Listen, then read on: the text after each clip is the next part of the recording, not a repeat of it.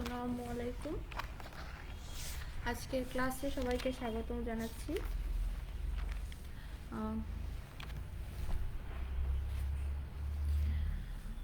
পরিচয়টা আবার দিয়ে নিচ্ছি। আমি Mita Tarafdar, junior instructor, electromedical, Rajshahi polytechnic institute. আমাদের যে হিউম্যান অ্যানাটমি সাবজেক্ট সেটা নিয়ে আজকে আলোচনা করব। গত ক্লাসে আমরা অলরেডি এই সাবজেক্টের মেন যে টপিকগুলো ছিল সেগুলো নিয়ে আলোচনা করেছি। তো আজকে আমরা যেটা নিয়ে পড়বো সেটা হচ্ছে কোষের গঠন, দ্য স্ট্রাকচার অফ সেল। গত ক্লাসে অলরেডি আমরা কোষ কি এগুলো সম্পর্কে জেনেছি। তো আজকে সেই কোষের গঠনটা আমরা এখানে দেখব। কোষটা মূলত কিভাবে গঠিত হয় সেটা আমরা জানব। সেটা জানার আগে আমাদের প্রথম যে টপিক ছিল কোষ, সেটা সম্পর্কে কনসেপ্টটা ক্লিয়ার হতে হবে। কোষ যেটা সেটা হচ্ছে প্রাণী দেহের গঠনগত, কার্যগত এবং বংশগত একক যেটা, সেটাকে বলা হয় কোষ। তো এই কোষটা কিভাবে গঠিত হয় সেটা দেখব। এটা হচ্ছে একটা প্রাণী কোষের চিত্র। তো এই কোষটা মূলত ইন্টারনালি এরকম দেখতে। এটার অনেকগুলা পার্টস রয়েছে, কোষের ভেতরেও আবার ছোট ছোট অনেকগুলা পার্টস রয়েছে। আচ্ছা, প্রথমে আমরা এখানে দেখতে পাচ্ছি যে বাহিরের যে আবরণ, এই আবরণ যেটা সেটাকে বলা হচ্ছে প্লাজমা মেমব্রেন, যেটা দ্বারা এই কোষটাকে আবৃত করা হয়ে থাকে। এই প্লাজমা মেমব্রেন যেটা, এটা হচ্ছে কোষটাকে ঢেকে রাখে। হ্যাঁ, আচ্ছা, মেমব্রেন আমরা এর আগেই জেনেছি। মেমব্রেন যেটা সেটা হচ্ছে ঝিল্লি, পর্দা, পরদ এরকম। সেটা যেরকম আবৃত করে রাখে, এই সম্পূর্ণ কোষটাকে আবৃত করে রাখে হচ্ছে প্লাজমা মেমব্রেন। আর কোষের যে ভেতরের যে অংশগুলো রয়েছে সেগুলোকে বলা হয় সাইটোপ্লাজম। এটা হচ্ছে ভেতরের অংশ। আর মেইন যে পার্ট এটাকে বলা হচ্ছে নিউক্লিয়াস। এই নিউক্লিয়াসকে আমরা বলতে পারি nucleus is the brain of cells. মানে মানুষের শরীরে যেরকম মস্তিষ্ক কাজ করে, কম্পিউটারের ক্ষেত্রে যেরকম সিপিইউ মেইন কাজ করে, এই কোষের ক্ষেত্রে মেইন পার্টস হচ্ছে নিউক্লিয়াস। হ্যাঁ, নিউক্লিয়াসটা হচ্ছে মেইন পার্টস। এটা অল ওভার সেল যেটা আছে সেটাকে কন্ট্রোল করে। এটা হচ্ছে, তো এই হচ্ছে তিনটা অংশ, কোষের মেন তিনটা অংশ। একটা হচ্ছে প্লাজমা মেমব্রেন যেটা কিনা কোষটাকে আবৃত করে রাখে, সাইটোপ্লাজম যেটা কিনা কোষের ভেতরে যে ইন্টারনাল পার্টসগুলো আছে সেগুলোকে কন্ট্রোল করে বা সেই পার্টসগুলোকে ইন্ডিকেট করে, সেগুলা ফাংশনগুলো আইডেন্টিফাই করে। আর নিউক্লিয়াস যেটা সেটা হচ্ছে সমস্ত কোষটাকে, এই যে পার্টসগুলো আছে, যে অর্গানগুলো তৈরি হয়, যে তন্তু দিয়ে অর্গানগুলো তৈরি হয়, সেগুলোকে কন্ট্রোল করে। একটা ব্রেন যেভাবে একটা হিউম্যান বডিকে কন্ট্রোল করে, ঠিক তেমনি নিউক্লিয়াসটাও এই হিউম্যান বডিটাকে কন্ট্রোল করে। আচ্ছা, তো বলেছি প্রথম পার্টসটা হচ্ছে আমাদের প্লাজমা মেমব্রেন, দেন হচ্ছে সাইটোপ্লাজম, তারপর হচ্ছে নিউক্লিয়াস। আচ্ছা, প্লাজমা মেমব্রেন সম্পর্কে আমরা একটু বিস্তর পরিসরে জানি। প্লাজমা মেমব্রেন যেটা, এটা একটা হচ্ছে ছোট্ট অণুবীক্ষণ যন্ত্রের দ্বারা দেখতে হয়, যেটাকে অণুবীক্ষণীয় বলা হয়। এটা অর্ধবৃত্ত এবং পাতলা আবরণী দ্বারা আবিষ্ট বা পরিবেষ্টিত থাকে। এটা হচ্ছে প্লাজমা মেমব্রেন। আচ্ছা, এটাকে বলা হয় এই যে সাইটোপ্লাজম। এই সাইটোপ্লাজমের বহিস্থ পরিবর্তিত এবং রূপান্তরিত রূপ। ঠিক আছে, যেহেতু এটা সাইটোপ্লাজম ভিতরে আছে আর এটার বাহিরের অংশটা হচ্ছে প্লাজমা মেমব্রেন, তাই বলা হয় যে সাইটোপ্লাজমের বহিস্থ এবং পরিবর্তিত রূপ হচ্ছে প্লাজমা মেমব্রেন। প্লাজমা মেমব্রেনের কাজ হচ্ছে কোষের ভেতরে যে সজীব কোষগুলো রয়েছে সেগুলাকে রক্ষা করা। যেহেতু এটা আবরণ হিসেবে ফুল কোষটাকে ঢেকে রাখছে, তাই ভেতরের যে অর্গানগুলো আছে সেগুলাকে রক্ষা করা হচ্ছে এটার মূল কাজ। কোষকে একটা আকৃতি প্রদান করা, এই যে এটাকে ঢেকে একটা স্ট্রাকচার দিয়েছে, একটা আকৃতি দিয়েছে, এই আকৃতি প্রদান করাটাও একটা প্লাজমা মেমব্রেনের কাজ।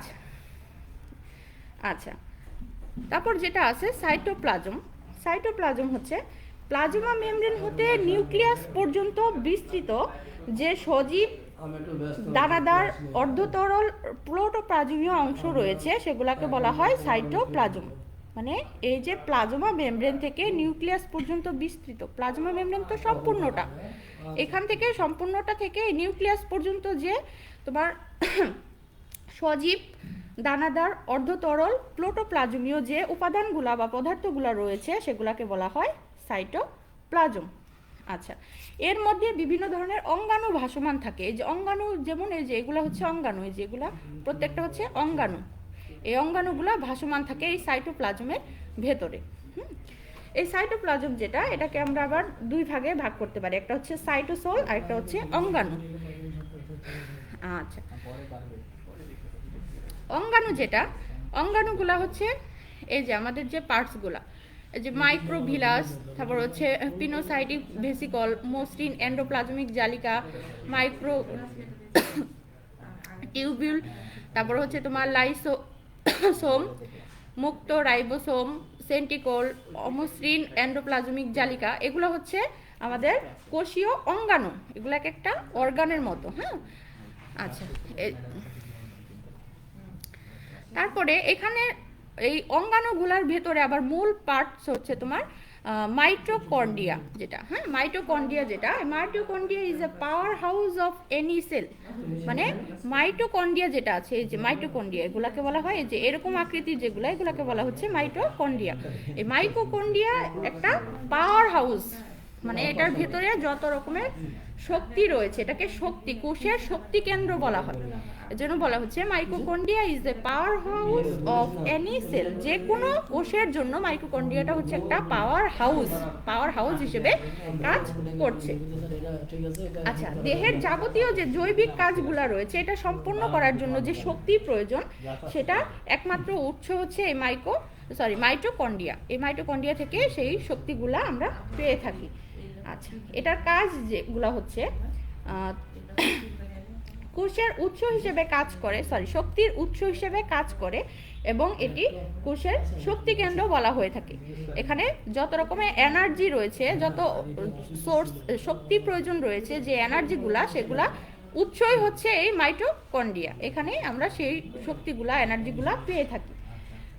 তারপর হচ্ছে ডিএনএ আর আরএনএ, এগুলা উৎপন্ন করে মাইটোকন্ড্রিয়া।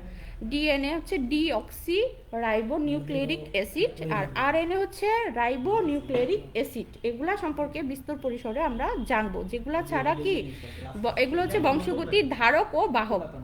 তো এগুলা কিন্তু উৎপন্ন করে হচ্ছে মাইটোকন্ড্রিয়া। আচ্ছা, এখন আমাদের এন্ডোপ্লাজমিক যে জালিকাগুলা রয়েছে, এন্ডোপ্লাজমিক জালিকা যেটা, সেটা হচ্ছে কি, কোষের সাইটোপ্লাজমের ভেতর অবস্থিত এক ধরনের নালিকার অঙ্গ। দেখো, এগুলো দেখতে অনেকটা নালিকার মতো। নালিকা মানে কি, হচ্ছে যেগুলোর ভেতর দিয়ে এক ধরনের লিকুইড পদার্থ নিঃসরিত হয়, এই যে নালিকাগুলা। এই যে একটা হচ্ছে মসৃণ, আরেকটা হচ্ছে অমসৃণ। মানে এটার ভেতরটা, বাহিরের যে অংশটা, সেটা কিন্তু মসৃণ, আর এটাতে কিছুটা অমসৃণ। মানে এটা দেখতে বা হচ্ছে এটা আকৃতিটা, এটা মসৃণ নয়, এই জন্য এটাকে অমসৃণ এন্ডোপ্লাজমিক জালিকা বলে। এটা দুই রকমের, একটা মসৃণ, একটা অমসৃণ। আচ্ছা, তো এটার যে কাজ, এন্ডোপ্লাজমিক জালিকা যেটা, এই দুই প্রকার যে জালিকা রয়েছে, এগুলোর মূল কাজ হচ্ছে রাসায়নিক বিক্রিয়ার ক্ষেত্রে বৃদ্ধি করে। হ্যাঁ, বিক্রিয়ার ক্ষেত্র, রাসায়নিক বিক্রিয়া, যে আমরা যে খাবারগুলা খাই, যে বিপাক মানে হজম যে হয়, সেগুলা যাতে ঠিক মতো হয়, সেগুলা যাতে বিক্রিয়া ঠিক মতো হয়ে সেগুলো হজম হয়ে যায়, সেই বিক্রিয়ার ক্ষেত্রে মূলত এই এন্ডোপ্লাজমিক জালিকাগুলা কাজ করে। কোষের ভিতরে বিভিন্ন পদার্থ পরিবহন পথ হিসেবেও এটা কাজ করে। প্রোটিন সংশ্লেষণ করে, দেহে যে প্রোটিনের প্রয়োজন সেটা সংশ্লেষণ করে, লিপিড এবং স্টোরেজ উৎপন্ন করে, বিভিন্ন কোষ অঙ্গাণু সৃষ্টিতে অংশগ্রহণ করে। কোষের বিভিন্ন অঙ্গাণু সৃষ্টিতেও এটা অংশগ্রহণ করে। আচ্ছা, এরপরে আমাদের আরো বিভিন্ন পার্টস রয়েছে, যেমন হচ্ছে গলগি বডি যেটা, সেটা হচ্ছে কোষের নিউক্লিয়াসের কাছাকাছি এটা অবস্থান করে। এই যে নিউক্লিয়াস, এটা কাছাকাছি ঠিক এটা অবস্থান করে, এবং মসৃণ এন্ডোপ্লাজমিক জালিকা থেকে সৃষ্ট হয়ে যে অঙ্গাণুগুলা ঘন সংলগ্ন চামড়া, সিস্টানি ও ক্ষুদ্র ভেসিকল বিশিষ্ট, সেগুলোকে একত্রে গলগি বডি বলা হয়ে থাকে।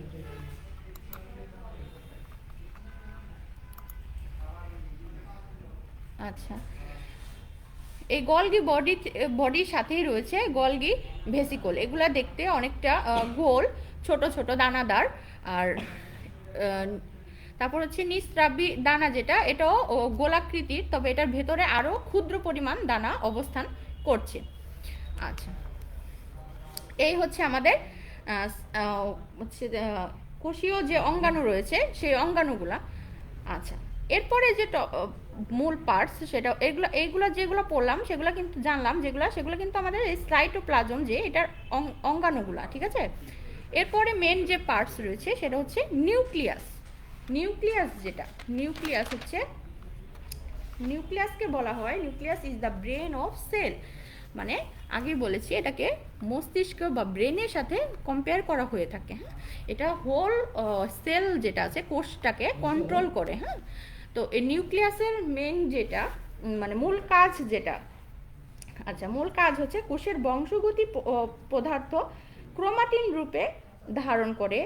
বংশগতিক পদার্থ যেটা ডিএনএ, ডিঅক্সি রাইবোনিউক্লিয়ারিক অ্যাসিড, রাইবোসোম এবং হচ্ছে আরএনএ যেটা রাইবোনিউক্লিয়ারিক অ্যাসিড সৃষ্টিতে মূলত ভূমিকা পালন করে হচ্ছে এই নিউক্লিয়াস। এই নিউক্লিয়াস আবার বিভিন্ন অংশ রয়েছে, দেখো এখানে নিউক্লিয়াস মেমব্রেন রয়েছে। নিউক্লিয়াস মেমব্রেন যেটা, সেটা হচ্ছে সমস্ত নিউক্লিয়াস যে ঝিল্লি বিশিষ্ট আবরণের দ্বারা আবৃত থাকে। একটা ঝিল্লির মতো, এই যে ঝিল্লি যেটা মানে একটা সেলমা জাতীয় পদার্থর মতো একটা আবরণ দ্বারা আবৃষ্ট থাকে, সেটাকে বলা হচ্ছে নিউক্লিয়াস মেমব্রেন।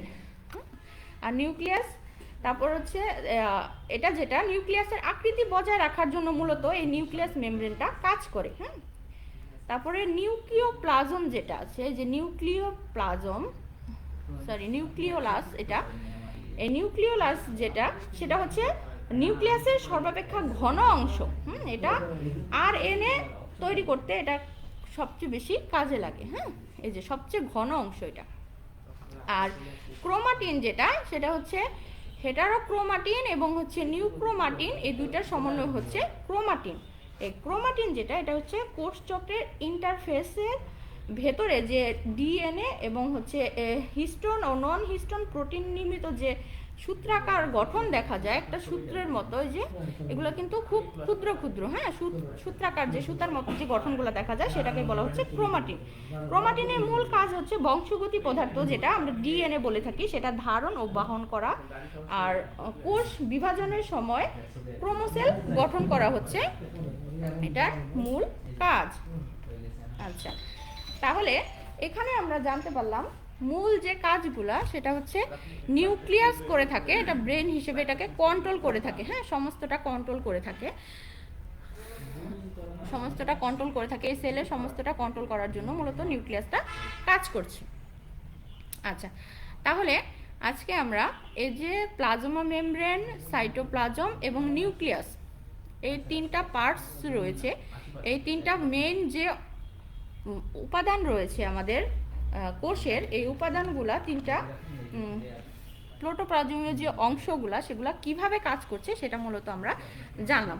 এটা কিন্তু আমাদের রচনামূলকের জন্য খুব ইম্পর্ট্যান্ট একটা কোশ্চেন। হ্যাঁ, এটা আমাদের ইম্পর্ট্যান্ট শুধু পরীক্ষার জন্য না, আমাদের জানার জন্য এটা খুব ইম্পর্ট্যান্ট একটা পার্ট। বিকজ আমরা যদি প্রাণী কোষটা কিভাবে গঠিত হয় সেটা স্ট্রাকচারটা যদি না বুঝতে পারি, তাহলে কিন্তু আমরা মূল যে কোষ কিভাবে আসলো বা কিভাবে এই কোষ দিয়ে অন্যান্য অঙ্গ তৈরি হচ্ছে সেগুলো আমরা বুঝতে পারবো না। তাই এটা আমাদের জানাটা খুব জরুরি। হ্যাঁ, তো ঠিক এই মেন তিনটা অংশের পার্টের বর্ণনা আমরা যদি জানতে পারি, তাহলে কিন্তু আদার্স যেগুলো আছে সেগুলো আমরা জানতে পারবো। আচ্ছা, তাহলে এই তিনটা অংশ দিয়ে আমাদের এই প্রাণী কোষটা, ঠিক আছে। তাহলে এভাবে সুন্দর করে চিত্র এঁকে তিনটা অংশকে আইডেন্টিফাই করে এভাবে লিখতে হবে, প্লাজমা মেমব্রেন, সাইটোপ্লাজম এবং নিউক্লিয়াস, এভাবে উল্লেখ করে দেন এদের বর্ণনাগুলোকে এভাবে বলে তারপর এটাকে প্রেজেন্টেবল করতে হবে, ঠিক আছে। তাহলে এ হচ্ছে আমাদের কোষের গঠনটা গেল। তো আজকে আমরা শুধুমাত্র এই কোষের গঠনটাই পড়বো, এগুলো তোমরা বাসায় আরো বেশি বেশি রিভাইজ করবা, তাহলে তোমাদের জন্য বেশি ইজি হয়ে যাবে। নেক্সট ক্লাসে আমরা হচ্ছে বিভিন্ন কলা বা টিস্যু যেটা আছে সেই টিস্যুগুলা সম্পর্কে আমরা নেক্সট ক্লাসে আরো জানবো। তো আজকের মতো এখানেই শেষ করব, ঠিক আছে। ভালো থাকো, ধন্যবাদ সবাইকে।